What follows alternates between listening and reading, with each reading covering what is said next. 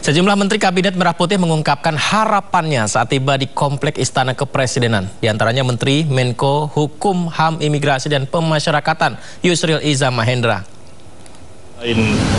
Hukum, HAM, kemudian imigrasi dan pemasyarakatan tentu juga akan melakukan koordinasi terhadap lembaga-lembaga lain yang selama ini memang terkait dengan pembangunan hukum. Dan saya kira itu yang akan menjadi fokus tugas kami, dan insya Allah kami akan laksanakan tugas dengan baik. Terkait lapas mungkin ada tindakan atau? Ya? Nanti kan operasionalnya ditangani oleh Menteri Imigrasi dan Pemasyarakatan, sedangkan kami itu lebih banyak merupakan koordinasi, perumusan program, penajaman, pengawasan, dan lain sebagainya. Pak Yusril berkantor di mana nanti, Pak? Sementara ini di kantor Kemenkumham di Jalan Rasuna Said. Untuk kementerian baru yang dibawa Bapak, pembagian kantornya bagaimana, Pak?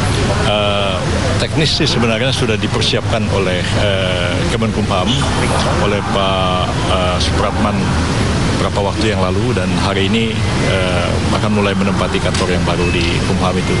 Jadi kan sebenarnya Dirjen Imigrasi, Dirjen Pemasyarakatan kan ada di sana sebenarnya, dan begitu juga HAM kan ada di sana juga. Jadi cuma sementara ini akan menempati gedung di bekas Kementerian Hukum dan HAM di Rasuna Said.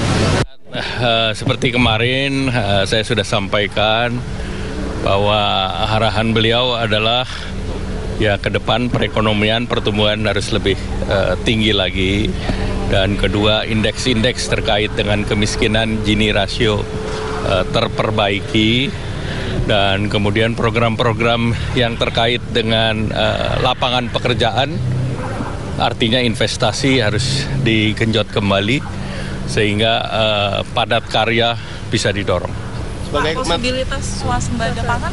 Swasembada pangan disiapkan, salah satunya kan kita sudah sedang mempersiapkan food estate, dan arahan beliau dalam 3-4 tahun ini bisa dilaksanakan sekaligus untuk swasembada energi, antara lain dengan penerapan biodiesel yang tentu kita kaji bisa sampai bio 100, dan demikian pula bioetanol. Pak, untuk anggaran makan siang gratis ada revisi? Sementara di APBN sudah ada, tidak ada perubahan. Ya. Agar image koperasi ini tidak UMKM, kita perlu koperasi yang besar, yang solid, yang bisa mensejahterakan anggotanya. Pasti gitu loh. Jadi koperasi ini yang pasti kan gini, koperasi ini harus diberi branding. Tingkat kepercayaan masyarakat terhadap koperasi ini harus kita tingkatkan. Gitu loh. Pak, modal apa sih Pak yang sekiranya Bapak kuat begini, kan sebelumnya Bapak jadi Menkominfo nih, di kementerian baru. Paling modal apa nih yang Bapak yakin akan bisa menjalankan Menteri Koperasi selama 5 tahun ke depan? Modalnya adalah semangat dan optimisme bahwa koperasi ini bisa menjadi kekuatan ekonomi rakyat untuk menopang visi Indonesia Emas 2045. Ya, alhamdulillah pagi ini kita akan dilantik oleh Pak Presiden Prabowo setelah diumumkan tadi malam. Jadi insya Allah akan berlangsung pelantikannya jam 10. Jam 10? Ya. Ada sertifikat nggak nanti? Aku nggak ada ya Pak, karena kementerian baru ya? Ada. Wah, saya nggak kementerian baru, kementerian lama, Kemendes dan PDT. Ada. Insya Allah sore. Sore berarti ya. Berarti menunggu wamen dulu dilantik baru? Iya, kita karena ada wamen, sebaiknya memang kita menunggu lengkap Pak Wamen hadir, menteri juga hadir gitu. Ada info soal sidang kabinet pertama Pak? Kapan? Kalau infonya insya Allah besok, lusa katanya insya Allah. Tapi ya pada prinsipnya kami kapanpun siap untuk ikut arahan Pak Presiden. Iya, yang pasti kan saya kementerian yang sangat strategis, Menteri Desa dan Pembangunan Daerah Tertinggal ya, di mana hampir 80% penduduk Indonesia itu di desa, dan sumber-sumber pangan, sumber-sumber kehidupan kan banyak di desa. Jadi fokusnya memang harus lebih ekstra, dan itu dunia saya karena saya memang orang desa gitu loh. Jadi alhamdulillah chemistry-nya insya Allah nyambung langsung. Oh itu iya, kan itu kan amanat undang-undang. Itu amanat undang-undang, dan kalau bisa kita tingkatkan terus. Yang paling penting itu tepat sasaran ya, sehingga desa-desa bisa mandiri, bisa maju, dan sekali lagi kita bangun Indonesia dari desa. Ya perlu ada pendampingan yang terus-menerus, ada semacam pembinaan, pelatihan, kemudian kita turun ke bawah gitu loh. Ya. Makasih ya.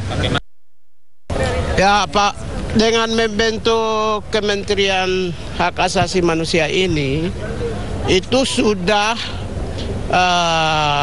artinya Bapak Presiden telah mewujudkan apa yang tertulis di dalam Astacita nomor 1, yaitu menjunjung tinggi hak asasi manusia, demokrasi, keadilan, dan perdamaian.